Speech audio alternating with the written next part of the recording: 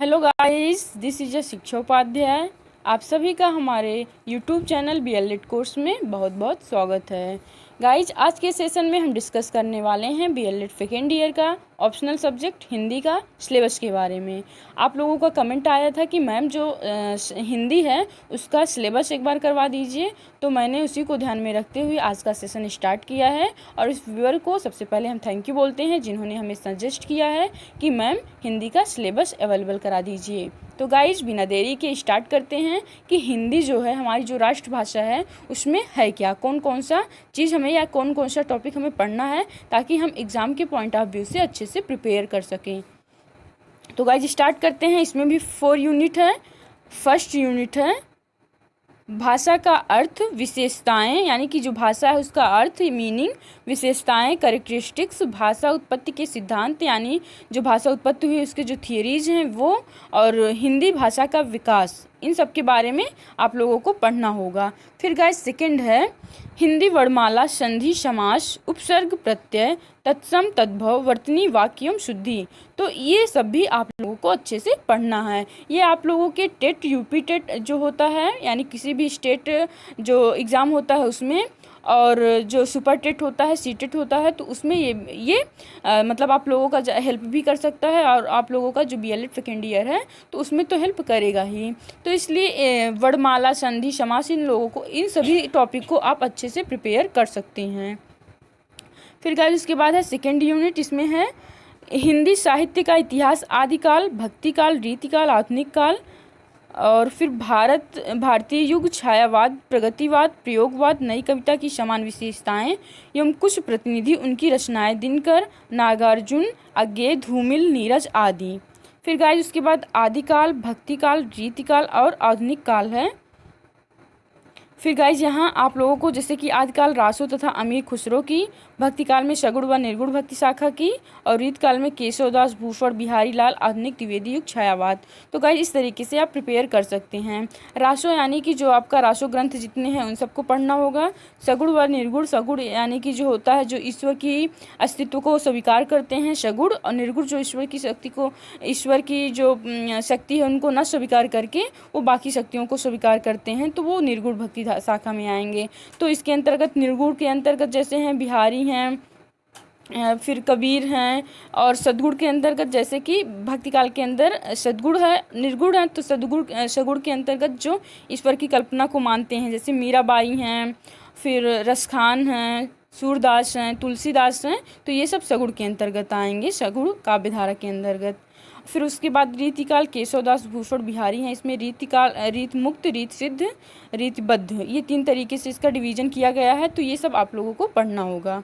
फिर आधुनिक काल में द्विवेदी युग और छायावाद युग को अच्छे से प्रिपेयर करना होगा गाइज।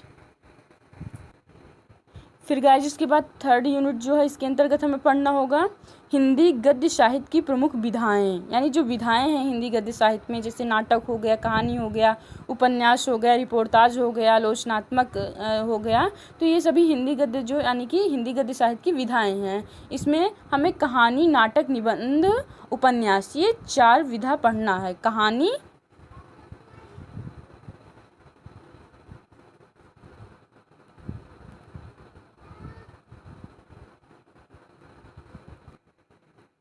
तो गाइज इसमें मतलब जो 4 विधाएं हैं, कहानी, नाटक, निबंध, उपन्यास, ये 4 विधा पढ़ना है। तो कहानी के अंतर्गत हमें प्रेमचंद्र की, मन्नू भंडारी की, और नाटक के अंतर्गत जयशंकर प्रसाद, भारतेंदु हरिश्चंद्र, और निबंध के अंतर्गत रामचंद्र शुक्ल, हजारी प्रसाद द्विवेदी, और उपन्यास के अंतर्गत हमें भगवती चरण वर्मा, श्रीलाल शुक्ल, इन सब की हमें रचनाएं पढ़नी होंगी। फिर गाइज उसके बाद है फोर्थ यूनिट।